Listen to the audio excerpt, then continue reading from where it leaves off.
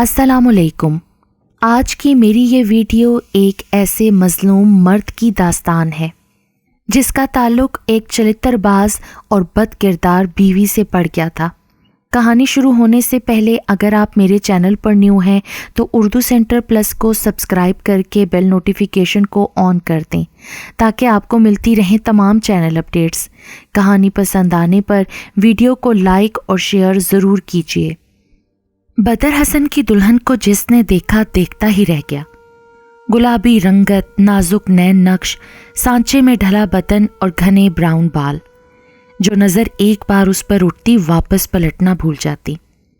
اس کے مقابلے میں بدر حسن گہری سانولی رنگت اور موٹے بھدے نکوش والا قدرے پست قامت جوان تھا، لیکن رانا کے گھر والوں نے اس کے ظاہر سے زیادہ دیگر خصوصیات کو مد نظر رکھا تھا۔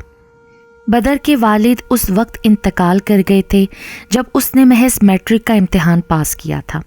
فرسٹ ایئر سے لے کر MSc تک تعلیم اس نے اپنی ذاتی جدوجہد سے حاصل کی تھی اور ٹیوشنز پڑھا کر اپنے تعلیمی اخراجات پورے کرتا رہا۔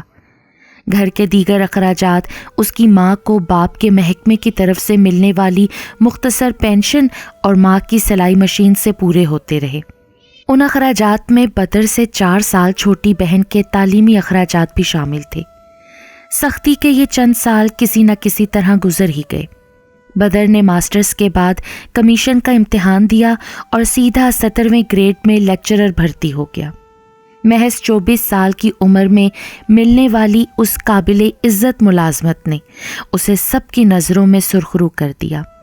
ایسے ماحول میں جہاں بچے تمام تر سہولیات کے باوجود پڑھ کر نہیں دیتے، بدر کا باپ کے سائے کے بغیر اپنے بلبوتے پر یہ کامیابی حاصل کر لینا کوئی معمولی بات نہیں تھی۔ اس کی ماں تو بیٹے کی اس کامیابی پر پھولے نہیں سماتی اور بہن کی زبان پر ہر پل اپنے بھائی کی تعریفوں کے پھول جھڑتے رہتے۔ اس کی ملازمت شروع ہوئی تو ماں، جن کا نام نفیسہ خاتون تھا، انہوں نے سلیقہ شاعری کا مظاہرہ کرتے ہوئے گھر کی حالت بہتر کرنے اور جوان بیٹی کا جہیز جوڑنے کے کام ترجیحی بنیاد پر شروع کر دیے۔ بدر نے ماں کا مزید بہتر طور پر ساتھ دینے کے لیے شام میں ایک اکیڈمی بھی جوائن کر لی۔ اس اضافی آمدن نے ان کے مشن کو تیزی سے تکمیل تک پہنچانے میں بڑی معاونت کی۔ یوں 2 سال کے عرصے میں وہ لوگ گھر کی پرانی عمارت ڈھا کر 2 منزلہ نئی خوبصورت اور جدید عمارت بنانے میں کامیاب ہو گئے۔ اس مقصد کے حصول کے لیے گھر کے ہر فرد نے تعاون کیا اور سادہ غذا اور لباس میں خوش دلی سے زندگی بسر کرتے رہے۔ بدر سے چھوٹی بہن مہر النساء نے بھی بھائی کی روش پر چلتے ہوئے شام کے اوقات میں محلے کے بچوں کو ٹیوشن پڑھانے کا سلسلہ شروع کر رکھا تھا۔ چنانچہ اسے اپنے اخراجات پورے کرنے کے لیے ماں اور بھائی کی طرف نہیں دیکھنا پڑتا تھا۔ مہر النساء شکل صورت میں بھائی کے مقابلے میں کافی بہتر تھی۔ اس نے MA کیا تو اس کی قابلیت اور سلیقہ مندی سے متاثر ہو کر محلے ہی کی ایک خاتون نے جھٹ اپنے بیٹے کا رشتہ پیش کر دیا۔ لڑکا شریف اور معقول آمدن والا تھا، اس لیے رشتہ قبول کر لیا گیا۔ شادی کے لیے البتہ 1 سال کی مہلت درکار ہوئی۔ اس مہلت میں نفیسہ خاتون نے ایک طرف بیٹی کا جہیز جوڑا تو دوسری طرف بیٹے کے لیے چاند سی دلہن ڈھونڈ کر اس کی بری بھی تیار کر ڈالی۔ اس موقع پر مرحوم شوہر کے محکمے سے ملی ہوئی سینت کر رکھی گئی گریجویٹی فنڈ کی رقم بھی کام میں لائی گئی اور یوں خیر سے دونوں بہن بھائی اپنے اپنے گھر بار والے ہوئے۔ بدر کی دلہن رانا بھی انہی کی طرح سفید پوش طبقے سے تعلق رکھتی تھی۔ رانا کی والدہ نے تو پھر بھی شکل صورت کے فرق پر ہلکا سا اعتراض کیا تھا، لیکن والد بدر کی شخصیت کے اسیر ہو گئے تھے۔ وہ گھر سے باہر نکلتے تھے اور دنیا کا چلن بہت اچھی طرح ان کے علم میں تھا۔ ایسے میں بدر جیسے شریف، قابل اور برسر روزگار لڑکے کا رشتہ انہیں ایک نعمت ہی محسوس ہوا تھا۔ انہوں نے پوری طرح تحقیق کر کے اور اس کے کردار کے بارے میں ٹھوک بجا کر معلوم کرنے کے بعد ہی بیٹی دینے کی حامی بھری تھی۔ ان کا نظریہ تھا کہ جو لڑکا کم عمری میں ہی اتنا ذمہ دار اور بردبار ثابت ہوا ہے، وہ آگے چل کر بھی فرائض اور حقوق کی ادائیگی میں اسی رویے کا مظاہرہ کرے گا، اور اسی رویے میں وہ اپنی بیٹی کے لیے زندگی بھر کا سکون دیکھ رہے تھے۔ اسی لیے شکل صورت کے تضاد کو انہوں نے قطعی اہمیت نہیں دی۔ کہنے والوں کے مطابق رانا کی صورت بدر کی لاٹری نکل آئی تھی۔ بدر بھی حسین و جمیل دلہن پا کر بہت خوش نظر آتا تھا، البتہ رانا کے دل کا حال کوئی نہیں جانتا تھا۔ وہ خاموش مزاج، سنجیدہ اور قدرے لیے دیے رہنے والی لڑکی تھی۔ اس کی حسین صورت پر فریفتہ نفیسہ خاتون کو پوری امید تھی کہ آہستہ آہستہ بہو اس گھر کے ماحول میں رچ بس جائے گی۔ ان کے حساب سے اتنے باسہولت گھر میں جہاں سسرالی رشتوں کے نام پر ایک اکیلی ساس کے علاوہ کوئی تھا ہی نہیں، بہو کو بھلا کیا پریشانی ہو سکتی تھی؟ بہو نے کسی پریشانی کا اظہار کیا بھی نہیں، لیکن جب شادی کے محض ہفتے بھر بعد اس نے یونیورسٹی جانا شروع کر دیا تو نفیسہ بیگم کو پریشانی لاحق ہوئی۔ بہو صبح کی گئی 3 ساڑھے 3 بجے گھر لوٹتی اور پھر اپنے کمرے میں جو لمبی تان کر سوتی تو مغرب کے قریب ہی برآمد ہوتی۔ نفیسہ خاتون خود بڑی پھرتیلی عورت تھیں اور انہیں کام کاج کا کوئی مسئلہ نہیں تھا۔ پہلے کی طرح اب بھی انہوں نے کچن سنبھال رکھا تھا، جبکہ اوپر کے کاموں کے لیے ایک ماسی آتی تھی۔ ان کا مسئلہ یہ تھا کہ وہ بہو کی آمد کے ساتھ جس رونق کی امید باندھے بیٹھی تھیں اس کا کوئی نام و نشان نظر نہیں آتا تھا۔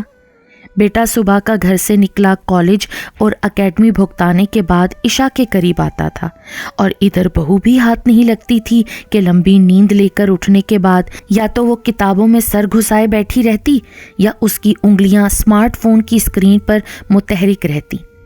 کچن سے اس کا بس اتنا واسطہ تھا کہ رات کے کھانے کے لیے 4-5 پھلکے ڈال دیتی تھی اور کھانے کے بعد 3 پیالی چائے تیار کر دیتی تھی۔ نفیسہ کو بہو سے کام لینے کا اتنا ارمان نہیں تھا جتنا وہ اپنے لیے کسی پوتے پوتی کی خواہش مند تھی۔ بیٹے سے اپنی اس تنہائی کا ذکر کیا تو وہ بولا، امی، رانا کی خواہش ہے کہ وہ ایم اے کر لے، اور یہ اتنی ناجائز خواہش نہیں ہے۔ آج کل خواتین کا بھی اعلیٰ تعلیم یافتہ ہونا ضروری ہے، اس لیے میں نے اس کا ایڈمیشن کروا دیا ہے۔ ویسے بھی سوچئے نا، اگر میں اس کی بات نہیں مانتا تو اسے اپنا دل مارنا پڑتا، اور میں اس بات کو اپنے لیے بڑا بوجھ محسوس کرتا ہوں کہ کوئی اپنا دل مار کر میرے ساتھ رہے۔ بدر کی اس بات کے آگے نفیسہ کچھ نہیں بولی، لیکن وہ ذرا الجھ گئی تھیں کہ یہ بات کہتے ہوئے بدر اداس تھا یا انہیں اداس محسوس ہوا تھا۔ شادی کے 2-4 دنوں کے بعد ہی سے انہیں لگنے لگا تھا کہ بدر اب خوش نظر نہیں آتا اور کچھ الجھا الجھا سا ہے۔ اپنی بیٹی مہر النساء سے بھی انہوں نے اس بات کا تذکرہ کیا تھا، لیکن مہر نے اس بات کو نفیسہ کا وہم قرار دیا۔ اس کے مطابق بدر تو شروع سے ہی سنجیدہ مزاج اور سوبر لڑکا تھا، اور اب ذمہ داریاں بڑھنے پر مزید بردباری آ گئی تھی۔ نفیسہ قائل تو نہیں ہوئی، لیکن بیٹی کی دلیل کو رد بھی نہیں کیا۔ ویسے بھی شادی کے دوسرے مہینے ہی مہر کا پاؤں بھاری ہو گیا تھا، اور ان دنوں وہ کافی نڈھال سی رہتی تھی۔ ایسے میں نفیسہ بیگم کو اسے زیادہ پریشان کرنا بھی مناسب نہیں لگا تھا، لیکن دل میں ایک ہوک سی بھی اٹھی تھی۔ انہیں بھی اپنے آنگن میں پوتا پوتی کھیلتے دیکھنے کا بڑا ارمان تھا، لیکن بہو بیٹے کی زندگی کا جو چلن دیکھ رہی تھی انہیں اپنی یہ خواہش جلد پوری ہوتی نظر نہیں آ رہی تھی۔ ابھی تو بہو بیگم کی پڑھائیاں ہی چل رہی تھیں۔ ان پڑھائیوں کے چکر میں اس کے پاس گھر کو گھر سمجھنے کی فرصت نہیں تھی تو بچے پیدا کرنے اور پالنے کی فرصت کہاں سے نکالتی؟ سو فی الحال تو نفیسہ بیگم کو ہی اپنے دل پر پتھر رکھنا تھا۔ بدر حسن کی شادی میں دلہن کی حسین صورت دیکھ کر دنگ رہ جانے والے اس شادی کے 4تھے مہینے ہی رانا کی طرف سے طلاق کا مطالبہ سن کر حیران رہ گئے۔ نہ میاں بیوی میں کوئی کھٹپٹ ہوئی تھی، نہ ساس نند کا کوئی جھگڑا تھا۔ رانا معمول کے مطابق میکے والوں سے ملنے اور ان کے ساتھ 2 دن گزارنے کا کہہ کر اپنے مختصر سامان کے ساتھ وہاں گئی تھی، اور پھر اس کے بجائے اس کی جانب سے طلاق کا مطالبہ آ گیا تھا۔ اس مطالبے کی وجہ جاننے کے لیے نفیسہ بیگم رانا کی ماں سے ملنے گئیں تو ان کے انکشاف نے ان پر گھڑوں پانی انڈیل دیا۔ وہ سوچ بھی نہیں سکتی تھیں کہ معاملہ یہ بھی ہو سکتا ہے۔ ساری گتھیاں خود ہی سلجھ گئیں کہ رانا کیوں سسرال کے گھر کو گھر سمجھ کر نہیں رہتی، اور کیوں بدر الجھا اور اداس رہتا ہے۔ رانا کی ماں نے صاف کہہ دیا، معاف کیجیے گا نفیسہ بیگم، آپ کا بیٹا اس بات کا اہل ہی نہیں ہے کہ بیوی رکھ سکے۔ میری معصوم بچی 3 ماہ تک اس نامرد کے ساتھ گھٹ گھٹ کر رہتی رہی، لیکن شرم کی وجہ سے زبان سے اف نہ نکالی۔ وہ تو اس کی بڑی بھاوج نے باتوں باتوں میں کھوج لیا کہ کوئی گڑبڑ ہے، اور رانا میں شادی شدہ لڑکیوں والی کوئی بات ہی محسوس نہیں ہوتی۔ اسی نے رانا کے پیچھے لگ کر حقیقت اگلوائی اور ہم تک پہنچائی۔ اب آپ ہی بتائیں بہن کہ ان حالات میں ہمارے پاس بیٹی کو طلاق دلوانے کے سوا کیا چارہ رہ جاتا ہے؟ اتنی بڑی بات سن کر نفیسہ بیگم کی تو بولتی ہی بند ہو گئی اور وہ حیران پریشان گھر واپس لوٹ آئیں۔ ادھر طلاق کا نوٹس ملنے پر اس نوٹس کی وجہ معلوم کرنے پر بدر کو بھی ایسی ہی باتیں سننے کو ملی تھیں، اور اس کا یہ حال ہو گیا تھا کہ کاٹو تو بدن میں لہو نہیں۔ رانا سے ایسی امید نہیں تھی۔ وہ اولین شب سے اس دلربا کی ہر بات اس لیے تو نہیں مانتا آ رہا تھا کہ وہ یوں بدنامی کا توک اس کے گلے میں ڈال دے گی۔ ایسی باتیں بھی بھلا کہاں چھپتی ہیں؟ سب کو خبر ہو گئی کہ کیوں بدر حسن سے اس کی بیوی نے طلاق کا مطالبہ کر دیا۔ اس ساری صورتحال پر ہراساں وہ اس کوشش میں تھا کہ کسی طرح رانا سے اس کی بات ہو جائے، لیکن وہ اس کی کوئی کال ریسیو نہیں کرتی تھی۔ ایک بار اس کی بھابھی نے کال ریسیو کر لی تھی اور اسے سخت باتیں سناتے ہوئے کہا تھا کہ اگر تم میں ذرا بھی غیرت ہے نا تو سیدھی طرح رانا کو طلاق دے دو اور یہ قصہ ختم کرو، لیکن بدر اتنی خاموشی سے قصہ ختم کرنے کے لیے تیار نہیں تھا۔ وہ ایک بار رانا سے بات کرنا چاہتا تھا، اس سے بات نہ ہو سکی، لیکن ایک روز اس کے ابا نے فون اٹھا لیا اور نہایت ٹھنڈے لہجے میں بولے، میاں صاحب زادے، مجھے افسوس ہے کہ میں نے جسے ہیرا سمجھ کر اپنی بیٹی کے لیے منتخب کیا تھا وہ تو ایک بجھا ہوا کوئلہ نکلا۔ اب شرافت کا تقاضا یہ ہے کہ آپ سیدھے سبھاؤ بچی کو طلاق نامہ بھجوا دیں تاکہ آپ کا اور ہمارا مزید تماشا نہ بنے۔ رانا کے ابا کے اس ٹھنڈے لہجے نے بدر کے سارے بدن کو برف کی سل بنا دیا، اور وہ چاہنے کے باوجود کچھ نہ بول سکا، لیکن اس کے نہ بولنے سے کیا ہوتا تھا؟ زبان خلق تو بولنے کے لیے پوری طرح آزاد تھی۔ نفیسہ خاتون پر رانا کے گھر والوں کی طرف سے مختلف ذرائع سے دباؤ ڈالا جا رہا تھا کہ وہ بیٹے کو رانا کو آزاد کرنے پر آمادہ کریں۔ دل میں اپنے ارمانوں کی قبر لیے نفیسہ بیگم کی تو بیٹے سے بات کرنے کی ہمت ہی نہیں ہوئی، اس لیے انہوں نے داماد کو یہ ذمہ داری سونپی۔ وہ بدر ہی کا ہم عمر تھا اور رشتے سے قبل محلے داری کے سبب بھی آپس میں اچھے تعلقات تھے، اس لیے دل میں ڈھیروں ہمدردی لیے اس سے ملا اور ادھر ادھر کی چند باتوں کے بعد بولا، تم نے رانا بھابی کے بارے میں کیا فیصلہ کیا ہے یار؟ اگر بہتری کی کوئی امید ہے تو ہم ان کے گھر والوں سے بات کرنے کی کوشش کرتے ہیں۔ میں نے چند ایسے ڈاکٹروں کے بارے میں سن رکھا ہے جو اس قسم کے مسائل حل کر دیتے ہیں۔ تم میرے ساتھ ڈاکٹر کے پاس چلو، اگر وہاں سے کوئی پازیٹیو رسپانس ملتا ہے تو پھر ہم رانا بھابی کے گھر والوں سے تھوڑی مہلت لے لیں گے، لیکن اگر کوئی امید نہیں ہے تو پھر ایک شریف لڑکی کو یوں لٹکائے رکھنا کوئی انسانیت تو نہیں ہے نا۔ مجھے رانا کا یہ مطالبہ ماننے سے انکار نہیں ہے، لیکن اس سے پہلے ایک بار اس سے بات کرنے کا خواہش مند ہوں، روبرو نہ سہی، ایک بار فون پر ہی سہی، مجھ سے بات کر لے، پھر میں اسے آزاد کر دوں گا۔ اپنے بہنوئی جاوید کی یہ باتیں سن کر بدر کا چہرہ سرخ ہو گیا، لیکن اس نے خود پر قابو رکھا اور دھیمے لہجے میں بولا۔ اس کی بات سن کر جاوید نے ایک ٹھنڈی سانس بھری۔ اصولاً تو تمہارے اس مطالبے کی کوئی تک نہیں بنتی، ان کی طرف سے ایک بالکل جینوئن ریزن ہے یار، اسی لیے تو طلاق کا مطالبہ کیا جا رہا ہے، لیکن پھر بھی میں کوشش کرتا ہوں کہ تمہاری یہ خواہش پوری ہو جائے۔ اب یہ جاوید کی کوششوں کا نتیجہ تھا یا رانا کو ہی اس پر رحم آ گیا تھا کہ ایک رات اچانک ہی بدر کے موبائل پر اس کی کال آ گئی۔ تم نے میرے ساتھ ایسا کیوں کیا رانا؟ بدر یہ سوال کرتے ہوئے رنج و غصے سے اتنا مغلوب تھا کہ اس سے ڈھنگ سے بولا بھی نہیں جا رہا تھا۔ میں نے کچھ نہیں کیا بدر صاحب، حالات نے مجھے ایسا کرنے پر مجبور کر دیا۔ کیسے حالات؟ یہی تو میں جاننا چاہتا ہوں۔ تم بیوی کے بجائے ایک پہیلی کی صورت میں مجھے ملی تھی اور اب تک میرے لیے ایک پہیلی ہی ہو۔ میں نے کسی کے سامنے اپنے حق میں کوئی صفائی نہیں دی، لیکن تم بھی جانتی ہو کہ صرف ایک میڈیکل رپورٹ مجھے ہر الزام سے بری کر سکتی ہے۔ بدر تو چٹکنے لگا تھا۔ یہ اتنی سمپل بات بھی نہیں ہے بدر صاحب، رپورٹ کے بعد بھی لوگ سوال اٹھائیں گے کہ جب کوئی مسئلہ نہیں تھا تو پھر کیوں ایسی نوبت آئی۔ آپ جواب میں مجھ پر الزام دھریں گے تو مشکل ہی سے کوئی اعتبار کرے گا کہ ایک مرد کیسے اتنا بے بس ہو گیا تھا۔ میں شور مچاؤں گی کہ رپورٹ جعلی ہے اور آپ نے پیسے دے کر بنوائی ہے۔ چاہے کچھ لوگ مجھے جھوٹا مان بھی لیں، لیکن آپ کی ذات ہمیشہ شک کی زد میں رہے گی اور آپ کے لیے دوسری شادی مسئلہ بن جائے گی۔ اس لیے میرا مشورہ ہے کہ آپ مجھے طلاق دے کر اپنی جان چھڑوائیں، تاکہ بات جن چند لوگوں کے درمیان ہے نا، انہی کے درمیان ہی رہے اور آپ دوبارہ ایک نئی زندگی شروع کر سکیں۔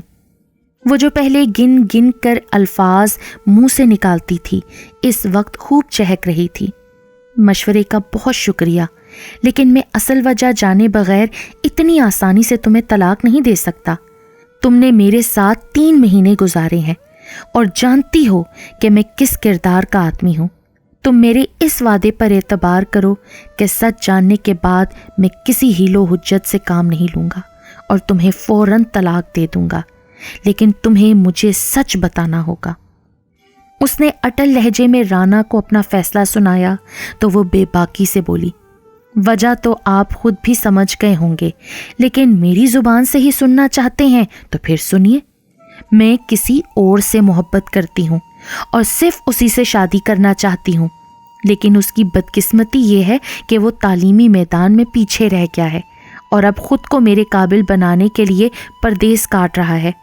میں اس کے کسی قابل ہونے تک اس کا انتظار کرنا چاہتی تھی، لیکن آپ کا رشتہ آیا تو ابا اس رشتے پر اتنی بری طرح فریفتہ ہوئے کہ کسی کی ایک نہ سنی۔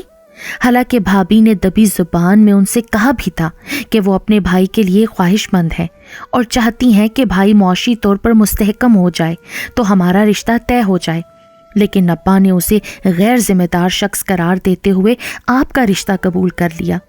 وہ پڑھے لکھے بردبار اور ذمہ دار داماد کے لیے ایسے اتاولے ہوئے جا رہے تھے کہ انہوں نے یہ بھی نہیں سوچا کہ وہ پہلوئے حور میں لنگور کو جگہ دے رہے ہیں۔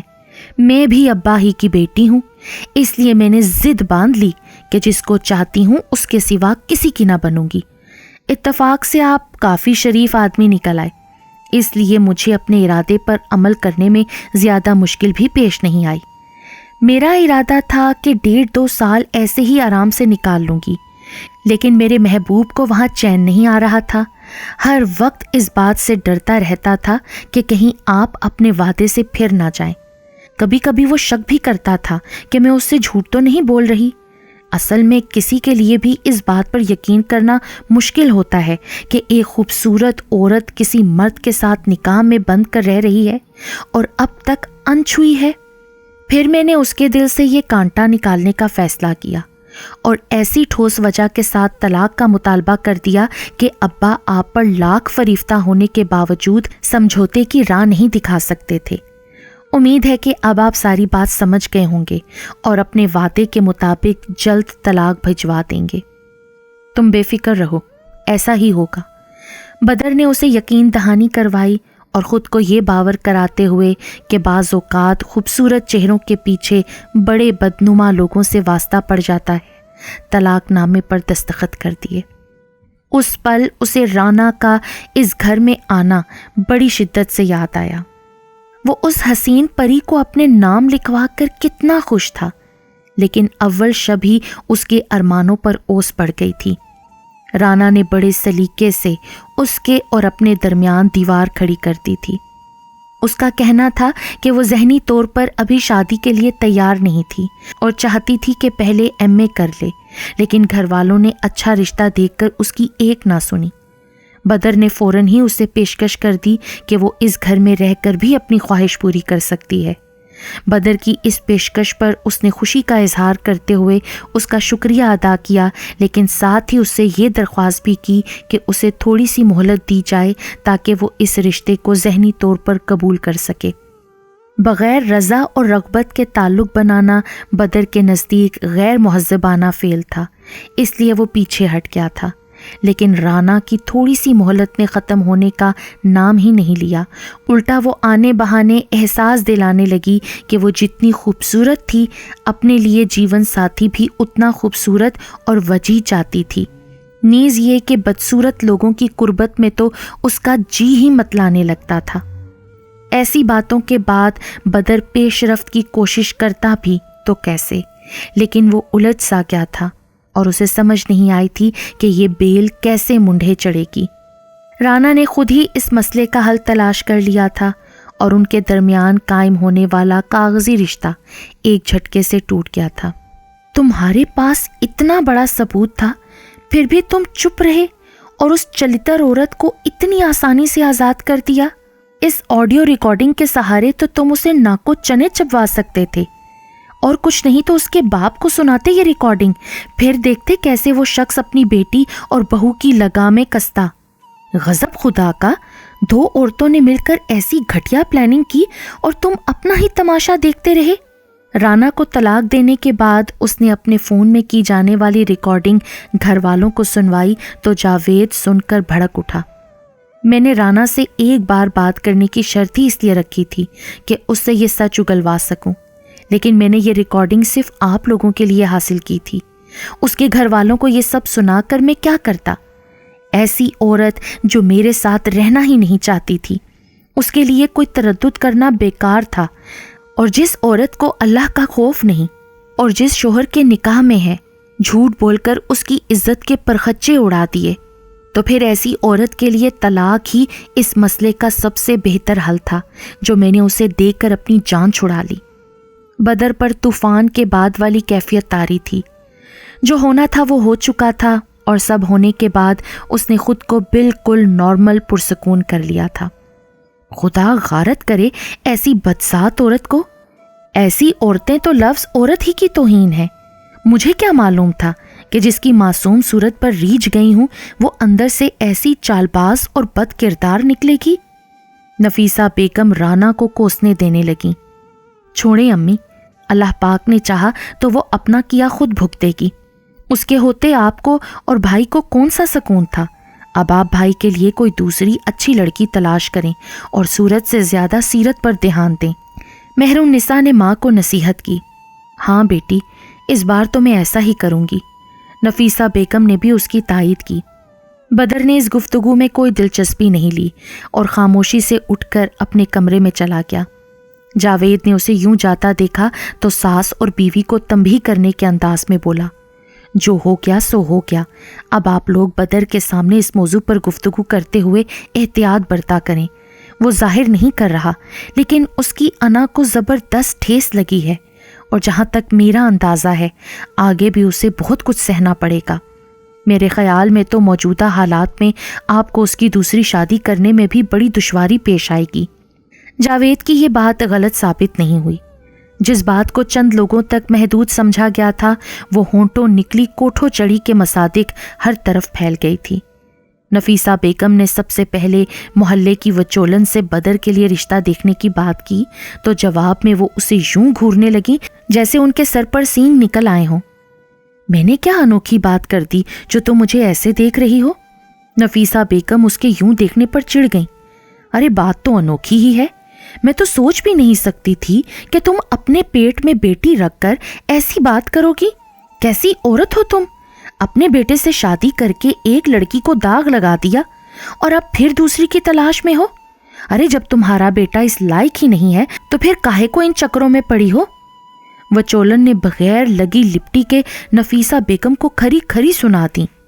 منہ سنبھال کر بات کرو شگو بوا، اللہ نہ کرے کہ میرے بیٹے میں کوئی عیب ہو۔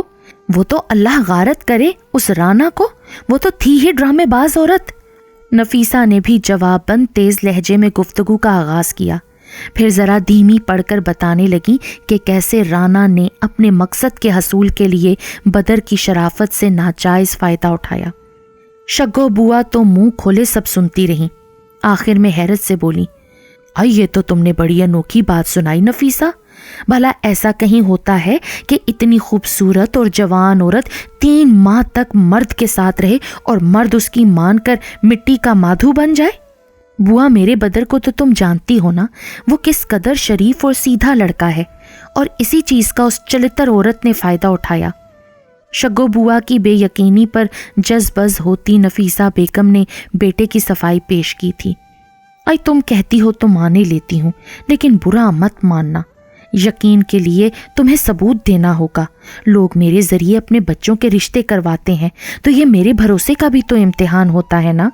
میرے دل میں خوف خدا ہے اور میں ایسے ہی پیسوں کے لالچ میں رشتے نہیں کرواتی، پہلے خود ٹھوک بجا کر دیکھتی ہوں، پھر آگے بات بڑھاتی ہوں۔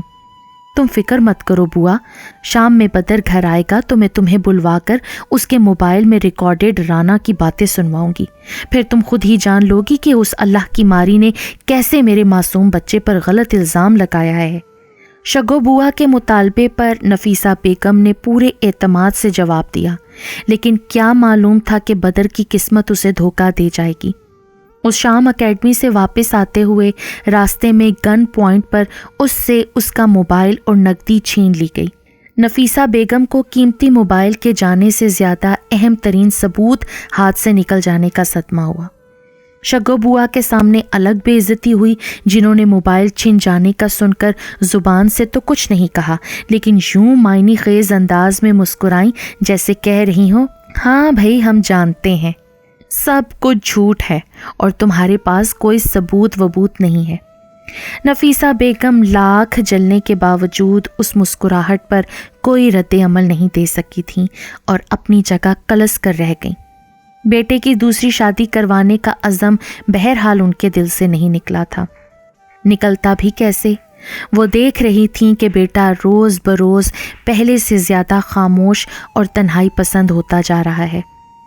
اس بار علاقے سے ہٹ کر ایک میرج بیورو سے رابطہ کیا گیا۔ بدر کے جملہ قوائف قابل توجہ تھے، اس لیے جلد ہی ایک اچھے گھرانے کی قبول صورت لڑکی کا رشتہ مل گیا۔ بات چلی، دونوں طرف سے باہمی ملاقاتیں کی گئیں، لیکن پھر اچانک لڑکی والوں کی طرف سے انکار ہو گیا۔ وجہ بھی میرج بیورو والوں کے ذریعے سامنے آ گئی۔ لڑکی کے بھائیوں نے بدر کے متعلق تحقیقات کی تھیں اور انہیں اس کی پہلی شادی اور طلاق کی وجہ معلوم ہو گئی تھی۔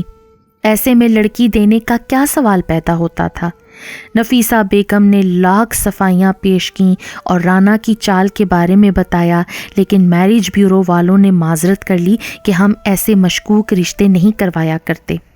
بدر کو بھی یہ ساری باتیں معلوم ہو رہی تھیں اور اس کی ذہنی اذیت میں اضافہ ہوتا جا رہا تھا۔ بات ہوتے ہوتے اس کے کالج اور اکیڈمی تک بھی پہنچ گئی تھی اور لوگ دبی زبانوں میں ہی صحیح اس سے پوچھ گچھ کرنے لگے تھے۔ اس ساری صورتحال سے نمٹنے کا نفیسہ بیگم کے نزدیک ایک ہی راستہ تھا کہ بدر کی شادی کی جائے اور دنیا پر ثابت کر دیا جائے کہ رانا اس پر بہتان باندھ کر گئی تھی۔ اپنے اس جنون میں وہ اس حد تک چلی گئیں کہ دور پرے کے ایک رشتہ دار کی نان میٹرک بیٹی کے لیے رشتہ دے ڈالا۔ وہ لوگ بہت غریب تھے اور نفیسہ کو امید تھی کہ وہاں سے انکار نہیں ہوگا۔ ان لوگوں کا ابتدائی رد عمل مثبت تھا اور بات منہ میٹھا کروانے تک چلی گئی تھی۔ نفیسہ بیگم بیٹی، داماد اور بدر کے ساتھ بڑے جوش و خروش کے عالم میں مٹھائی اور پھلوں کے ٹوکروں سے لدی پھندی ڈھیروں ہار پھول لیے متوقع سمدھیانے پہنچی تھیں۔ ارادہ تھا کہ اس موقع پر ہی شادی کے لیے کوئی قریبی تاریخ لے لی جائے گی، لیکن وہاں پہنچے تو لڑکی والوں کے استقبال کرنے کا انداز قطعی ایسا نہیں تھا کہ جس سے وہ اپنے آپ کو معزز مہمان تصور کرتے۔ ان لوگوں کے ماتھے کی شکنیں دیکھ کر تو ایسا لگ رہا تھا کہ وہ لوگ انتہائی ناپسندیدہ اور بن بلائے مہمان ہیں۔ 5 منٹ کے اندر ہی اس رویے کا عقدہ بھی کھل گیا۔ لڑکی کے والد خوب گرجے برسے اور نفیسہ بیگم کے خوب لتے لیے کہ مجھے غریب جان کر تم میری بچی کی زندگی سے کھیلنے چلی تھی۔ تمہیں کیا لگتا تھا کہ ہم غریبوں کو بیٹی اتنی بھاری ہے کہ ہم تمہارے بیٹے کے عیب کو نظر انداز کر دیں گے؟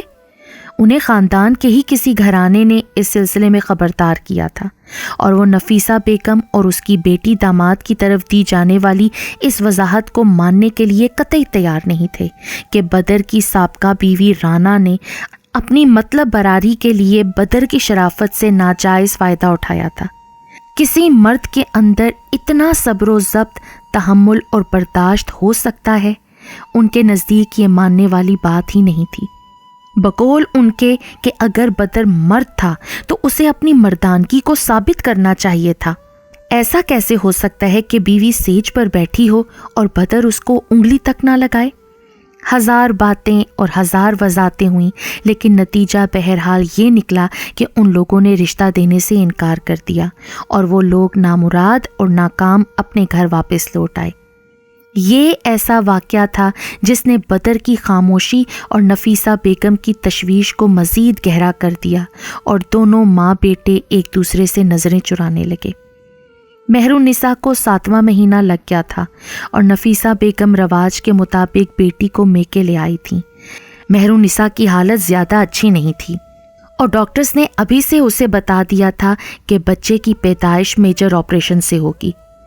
نفیسہ بیگم ایک طرف بیٹی کی صحت کو بہتر بنانے کے لیے اس کی اچھی کھلائی پلائی میں مصروف رہتی تھیں، تو دوسری طرف انہیں آنے والے مہمان کے لیے بہترین ساز و سامان جمع کرنے کی فکر لاحق تھی۔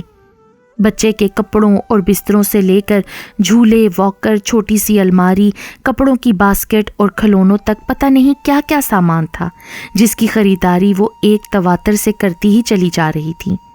گھر میں الگ وقفے سے سلائی مشین چلتی رہتی تھی۔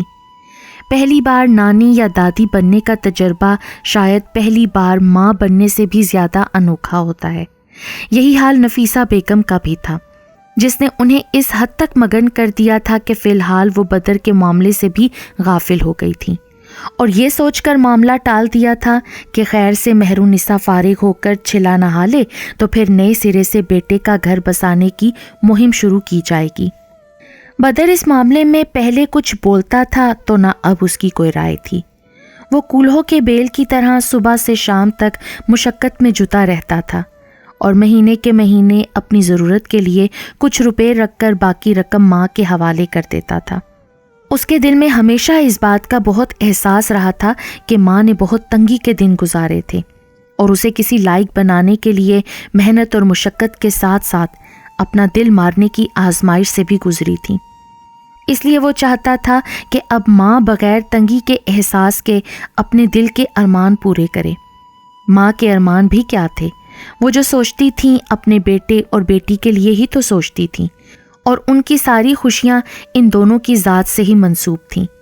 کبھی کبھار بدل کے دل میں خیال آتا تھا کہ اگر اس کا رانا جیسی عورت سے واسطہ نہ پڑا ہوتا تو ماں مہر النساء کے ساتھ ساتھ اس کے بچے کے لیے بھی تیاریاں کر رہی ہوتی، لیکن پھر وہ اپنے نصیب کی سیاہی کو بھول کر بہن کی خوشی میں خوش ہونے کی کوشش کرنے لگتا تھا، ایسی خوشی جو اس سے روٹھی روٹھی سی رہتی تھی اور باقی شاید سب کے پاس تھی، یہاں تک کہ خود غرض اور چالاک رانا کے پاس بھی۔ اس نے ایک روز رانا کو مارکیٹ میں دیکھا، وہ اپنی بھابھی کے ساتھ زرق برق کپڑوں کی ایک دکان پر بیٹھی خریداری کر رہی تھی۔ شاید اس کی من پسند شادی طے پا گئی تھی اور وہ اس کی تیاری میں مصروف تھی۔ اس کی آنکھوں کی چمک، ہونٹوں کی مسکراہٹ اور گالوں کی لالی دیکھ کر کوئی نہیں کہہ سکتا تھا کہ یہ عورت حال ہی میں متعلقہ ہوئی ہے۔ وہ تو بہت خوش تھی اور خوشی نے اس کی خوبصورتی کو دو چند کر دیا تھا۔ رانا کو دیکھ کر اس کے دل میں بہت سے منفی جذبات ابھرے تھے، لیکن ایک بار پھر وہ خود پر ضبط کر گیا تھا۔ زندگی ایک دائرے میں گھوم رہی تھی۔ اس شام وہ حسب معمول اکیڈمی میں موجود تھا۔ اکیڈمی میں کو ایجوکیشن سسٹم تھا، لیکن بدر اور ساتھی اساتذہ کی کوشش ہوتی تھی کہ طلباء و طالبات کو ایک حد میں رکھیں۔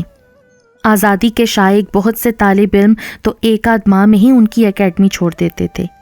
ان کے ہاں زیادہ تعداد ایسے طلباء کی تھی جو یا تو اپنی پڑھائی کے معاملے میں سنجیدہ تھے یا جن کے ماں باپ نے اکیڈمی کی اچھی شہرت اور عمدہ ماحول کی وجہ سے زبردستی انہیں وہاں پڑھنے پر مجبور کر رکھا تھا۔ بدر وہاں 9ویں جماعت سے لے کر BSc تک کے طالب علموں کو کیمسٹری پڑھاتا تھا۔ تھیوری کے علاوہ پریکٹیکلز کروانا بھی اس کی ذمہ داری میں شامل تھا۔ اس شام BSc فائنل والوں کا پریکٹیکل ڈے تھا۔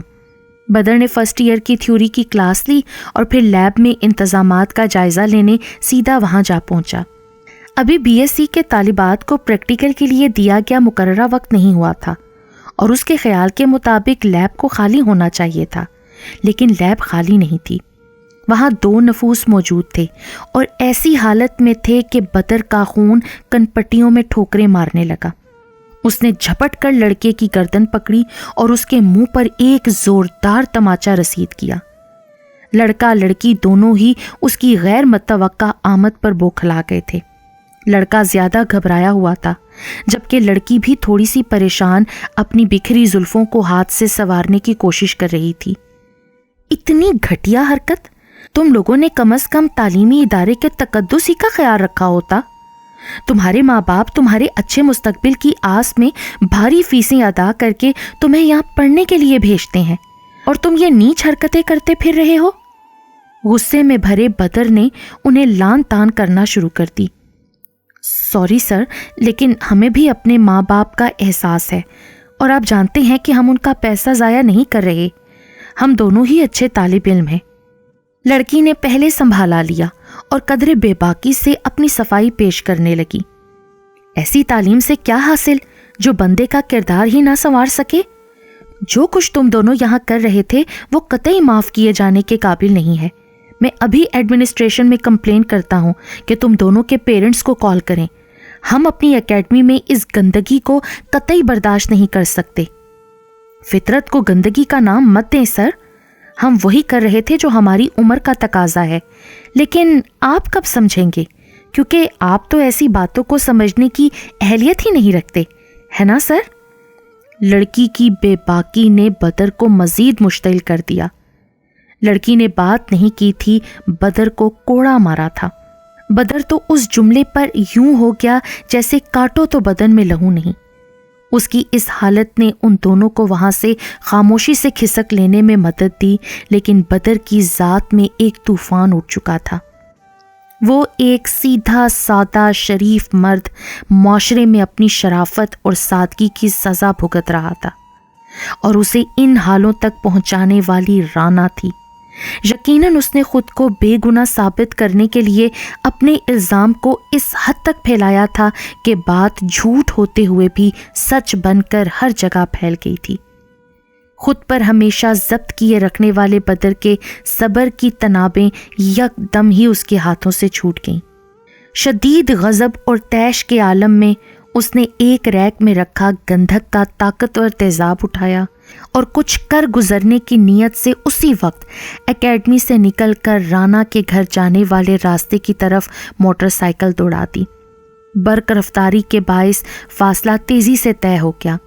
سوچنے سمجھنے کی صلاحیت وہ کھو چکا تھا، اور وہ نہیں جانتا تھا کہ رانا کے گھر پہنچنے کے بعد اس تک کیسے پہنچے گا۔ تقدیر کو بھی جانے کیا منظور تھا کہ اس کے کال بیل بجانے پر دروازہ رانا ہی نے کھولا۔ گلابی رنگ کے نفیس جوڑے میں وہ بڑی کھلی کھلی لگ رہی تھی، لیکن اسے دیکھ کر بدر کا کھولتا ہوا لہو مزید کھول اٹھا۔ اس نے خود کو دیکھ کر حیران رہ جانے والی رانا کو کوئی سوال کرنے کی بھی مہلت نہیں دی اور جار کا ڈھکن کھول دیا۔ رانا کی فلک شگاف چیخوں نے پل بھر میں کئی افراد کو وہاں جمع کر دیا۔ انتہائی قدم اٹھا کر اپنی جگہ جم جانے والے بدر میں بھاگنے کی سکت بھی کہاں تھی۔ لوگوں نے فوراً ہی اسے گھیر لیا۔ اگلے دن ذرائع بلاغ نے شہ سرخیاں لگائیں۔ بنت حوا ایک بار پھر ظلم کا شکار۔ 21 سالہ مطلقہ لڑکی پر اس کے سابق شوہر نے تیزاب پھینک دیا۔ ایک اور درندہ بنت حوا کو اپنی بربریت کا نشانہ بنا بیٹھا۔ مردانگی ثابت کرنے کے ذم میں عورت کے حقوق کی پامالی، لا قانونیت کا کھلا مظاہرہ۔ جتنے منہ اتنی ہی باتیں تھیں۔ بڑے بڑے دانشور، سماجی رہنما، سیاستداں اور حقوق نسواں کے علم بردار خم ٹھوک کر اس ظلم کے خلاف میدان میں آ گئے تھے۔ رانا احمد کو انصاف دلوانے کی باتیں کی جا رہی تھیں۔ بنت حوا کے حقوق کی پامالی پر تقریریں ہو رہی تھیں، اور اس سارے ہجوم میں کوئی نہیں تھا جو ابن آدم کے لیے آواز اٹھاتا، اس نقطے کو زیر بحث لاتا کہ ہمیشہ عورت ہی نہیں، کبھی کبھار مرد بھی ظلم کا شکار بنتا ہے، اور اس پر ظلم ڈھانے والی وہ عورت ہوتی ہے جس نے خود پر ازل سے مظلومیت کا ٹیگ لگا رکھا ہے۔ اس قسم کے حادثات کے پیچھے موجود تربیتی اور نفسیاتی عوامل بھی کہیں زیر بحث نہیں لائے جا رہے تھے، اور سب ایک زبان ہو کر متفق تھے کہ مرد ظالم ہے اور اس کے ہاتھوں بنت حوا کے حقوق پامال ہو رہے ہیں۔ حقوق کی پامالی کا رونے والی بنت حوا سے یہ سوال کرنے والا کوئی نہیں تھا کہ وہ کہاں کہاں اپنے فرائض کی ادائیگی میں کوتاہی کر رہی ہے، جو اس معاشرے کا مرد اتنا انتہا پسند اور غصہ ور ہوتا جا رہا ہے۔